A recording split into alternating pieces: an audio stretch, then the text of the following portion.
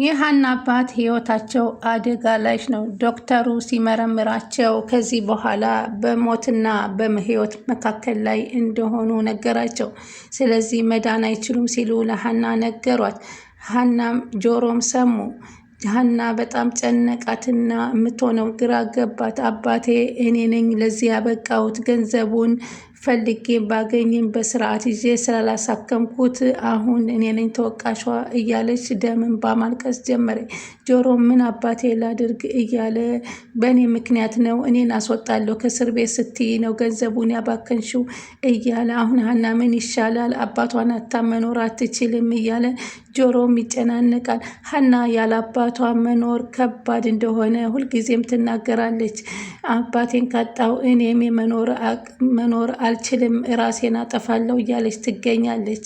ነገር ግን ጆሮም እባክሽ እንደዚህ አትበይ ሀና፣ ተረጋጊ፣ ይሻላቸዋል፣ ተስፋ አታደርጊም እንዴ? ከፈጣሪ ተስፋ አይቆረጥም ሲል ይነግራታል።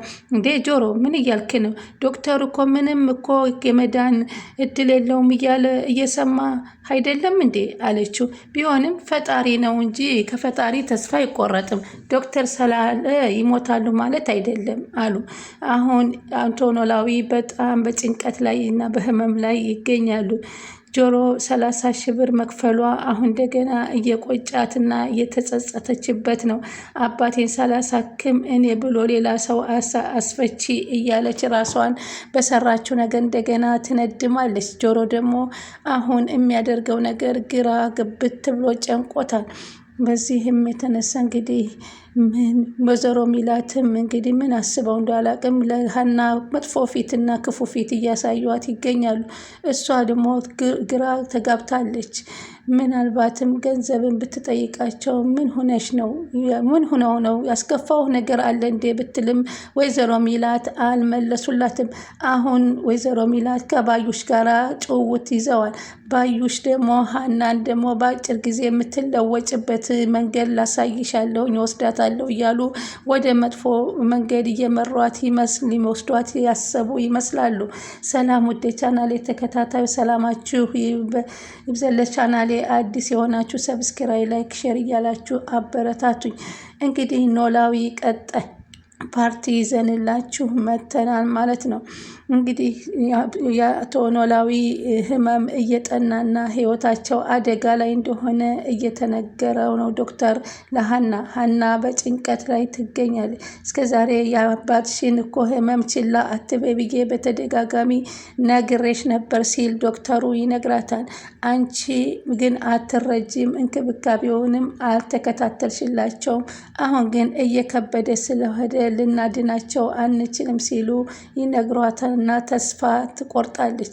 ሀና ከዚህ በኋላ አባቴን አጥቼ መኖር አልችልም፣ እድል የለኝም፣ ከሱ በፊት እኔን ያድርገኛል፣ እሱ መኖር አልችልም እያለች ትገኛለች። ጆሮም ተይ እባክሽ እንደሷ አትሁኚ እያለ ነው። ምላሴም የሀናን ነገር ካያት በኋላ ሀና ጥሩ አይደለችም ይመስለኛል፣ እየተጨነቀች ነው። ወደ ስራ በገበታዋን በሰዓቷ እየተገኘች አይደለም። እያረፈደች ስለምትሄድም ያረፈደችበትም ምክንያት የአባቷ ችግር መሆኑን ሊነግር ለእናቱ ቢነግራትም እናቲቱ ግን እየተረዳች አይደለችም። ምንድን ነው? ምን ተፈጠረ? የሆነ ነገር ተአምር ነገር የተፈጠረ እኔ ስጠራ ለምንድን ነው እንደዚህ የምትበረተረተው? ትለዋለች ጆሮን። ጆሮ ደግሞ እኔማ ተፈላጊ ወይንም ማረባ ሰው ስለሆንኩኝ ምናልባት የፈለጉኝን ነገር ላለማድረግ ስለምችል ምን ፈልገው ይሆን እያልኩ ምን ችግር ተፈጠረ እያልኩኝ ይመስለኛል አላት። ሀና እንዴ ጆሮ እንደዚህ እያልክማ ራስህን አታካብድ፣ የምታወራውን ነገር እወቅ አለችው። ራስን ለምንድን ነው ዝቅ የምታደርገው? ሰው ማለት ደግሞ ሰው መሆን ምን እንደሆነ አባቴ ይነግርሃል፣ አባቴን ጠይቀው አለችው። ከዛም እሺ ብሎ እሱም ሀናም ወደ ስራ ሄደችና አቶ ኖላዊ ደግሞ በጣም አሟቸው ኩርትም ብለው ነበር። እሳቸው ግን ለሀና ህመማቸውን አይገልጹላትም። ሀና ግን ትደነግጥብኛለች እያሉ ሁሉን ነገር ህመማቸውን ይደብቀዋታል። ጆሮ ግን በጣም ይነግሩታል። ሁሉን ነገር አለቀሰ። ሁሉን ነገር ለጆሮ ነገራቸው። ጆሮና እሳቸው በጣም ተላቀሱ። እኔ ምንም እንድትሆኑ አልፈልግም። እኔ ሰው ማጣትን አልፈልግም። እኔ ሀናን በጣም እርስዎን አጥታ መኖር አትችልም ሲል ይነግራቸዋል። በርዶኝ እኮ ነው እያሉ ያረጋጋሉ። እኔ ልጆ ባልሆንም ነው እንደሱ የምትሉት አላቸው። ሀንዬ የምታደርግልኝን ነገር እንደምታደርግልኝ አውቃለሁኝ፣ ግን ፈጣሪ ካለ የእናንተንም ጭንቀት ከሚያሳየኝ እኔን ያስቀድመኝ ይላሉ። አቶ ኖላዊ እንግዲህ ሀና ከቤት ስትገባ ስራ ቦታዋም በዛው ወይዘሮ ሚላት ብዙ ነገር ከባዮች ጋር እየተደዋወሉ አብረው ምሳ እንደሚበሉ ከቤት ምሳ እንድታዘጋጅ ይነግሯታል። እሷም በመኪና እንደምትወስዳን ነግራት እንግዲህ ሀና በሰዓት አልመጣችም ነበር። ቤት ስትገባ እሳቸው ሲወጡ ተገጣጠሙ። ሀና ብትዬ ወዴት እየሄዱ ነው? ይቅርታ አደረፍኩ አይደል አለቻቸው። እንዴ ታዲያ ካረፈርሽ ከሆነ በኋላ ምንድን ነው የምትይኝ? በጣም እኮ ነው ያረፈርሽው አሏት። ከዛ ኮስተር አሉባት። እትዬ ሰላም አይደሉም? ወዴት ነው የሚሄዱት አለችው። ቁርስ አይበሉም እንዴ አለቻቸው። ወዴትም ይሆን አሉና መለሱላት። አልበላም መሄድ አለብኝ የሆነ የማገኘው ሰው አለብኝ ብለው እሺ ብላ እሷም ስራዋን ሰራርታ እንደጨረሰ ሀና በጣም ጨነቃት። የአባቷ እዛ መታመምም እሷን ራሷን ማስጨነቅ ጀምር ውስጡ ነገር በቃ ትረበሽ ገባ። በዛን ጊዜ ነጠላ ስቶኝ እትዬ ጨንቆኛል፣ ወደ ቤተ ክርስቲያን ሂጄ ልምጣ አለቻቸው። እሳቸውም እሺ ብለው ነጠላውን ሰጥተዋት ነጠላውን ይዛ ቤተ ክርስቲያን ትሄዳለች። ከዛ እንደሄደች ደግሞ አሲር ደግሞ ከእሷ በፊት ሄዶ እዛ በጣም ያለቅስና ይጨነቅና እባክህ ፈጣሪ አድናቸው እያለ እና ጸልዮ ሲጨርስ ቀጥ ሲል ሀና ደረሰች። እንዴ አስሪን አንተ ምን እየደረክ ነው እዚህ ብላ ቁጭ አሉ አብረው። ከዛ አንቺስ ምን ልትሰሪ መጣሽ ሲል ጠየቃት። በዚህ ሰዓት አላት። እኔማ ትንሽ ጨነቀኝና በፈጣሪን ልለምነው ብዬ ቤተክርስቲያን መጣሁኝ አለችው። እሱም እኔም እኮ እንዳንቺው ጨንቆኝ ነው አለት። ማለትም አለችው። ጨንቆኝ ነው ሀንዬ አላት። አይዞህ ምን ሆነህ ነው አለችው። በአባቴ ጉዳይ ነው አደለ የጨነቀህ አለችው። ከነቃሽማ ትክክል ነሽ። እሳቸውን አጥቼ መኖር አልችልም። ሰው ለእኔ ሰው ማጣት ግድ አይደለም፣ ግን እሳቸውን ማጣት አልችልም። እሳቸውን አጥቼ መኖር አልችልም። እሳቸውን ታመው ሳያቸው ሰላሜ ተነሳ። ያለሳቸው መኖር የምችል አይመስለኝም። ባላቃቸው ይሻለኝ ነበር አለ። ፈጣሪ እሱ ይረዳናል፣ አይዞ እኔም ደከመኝ እኮ አለች ሀና።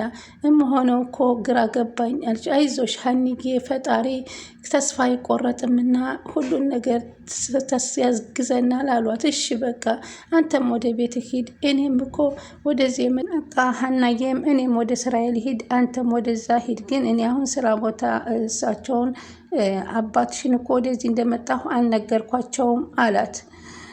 ሄደች። ሀናም ወደ ስራዋ፣ አሴርም ወደዛው ያመማቸው የሀና አባት እየተሰቃዩ እያዩ ይገኛሉ።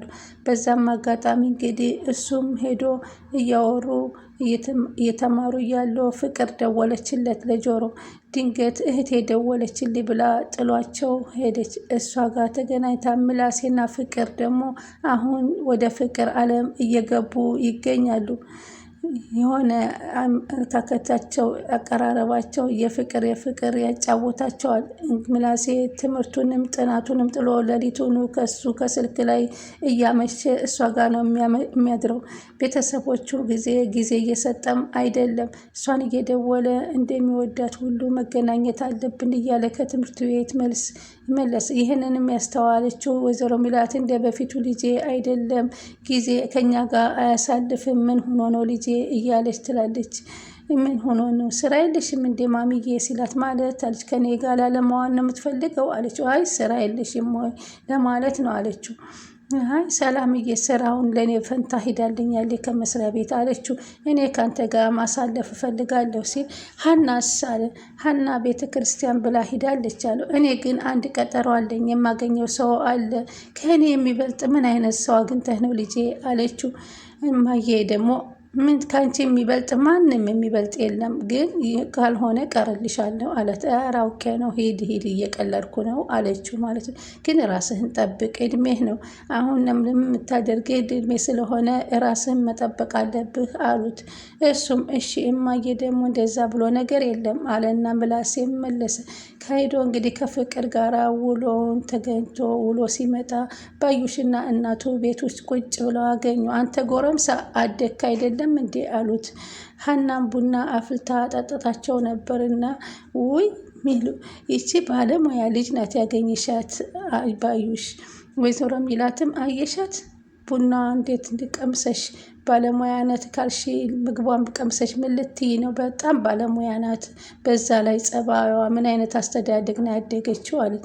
ወይዘሮ ሚላቱ በጣም አለች ማለት ነው። ወይዘሮ ባዩሽም ምላስ የሚችል ሰላም እንዴት ናችሁ አክስቴ ደህና ነሽ መተሻል እንዲ አለት። አንተ ጎረምሳ እንዴት የት ነበርክ አለችው ማለት ነው። ወጣ ብዬ ነበር ሲል መለሰላት። ጎረመስክ እንዴ በዚህ ጠራራት የት ነበርክ? እናትየዋ ስትቆጣ ሚሉ ደግሞ ታዩ እንጂ ጊዜው አይደለም እንዴ እድሜው እኮ ቀላል አይደለም አለች ባዩሽ። በዚህ ሰዓት ደግሞ የት ወጣህ የት ገባህ አይባልም፣ አሁን ተሽሏል እንዳያም እኮ ብዬ ነው አለች እናትየዋ። ቢሆንም አታጨናንቂው ስትል ባዩሽ አክስቴ እኮ የገባሽ ነሽ አለ። ምግብ እናቀርብልህ የእሷም ቤተ ክርስቲያን ሄዳለይ አሉ። ከዛ እናንተ ተጫዋቱ ራሴ ምሳዬን አቅርቤ እበላለሁ ብሎ ምላሴ ምሳውን ለመብላት ወደ ክላሱ ገብቶ ከፍቅር ጋር ማውራት ጀመረ። ጆሮ አሁንም ቢሆን በጣም እያለቀሰ ይገኛል። የአቶ ኖላዊ ጉዳይ በጣም እያሳሰበ እሳቸው ከሌሉ መኖር አልችልም ያስጠላኛል እያለ ለፍቅር እየነገራት ነው። ፍቅርም እሳቸውን ሂጄ ቤት ጠይቃቸዋለሁ እያለች ትገኛለች። በጣም እያዘኑ ነው የሚገኙት።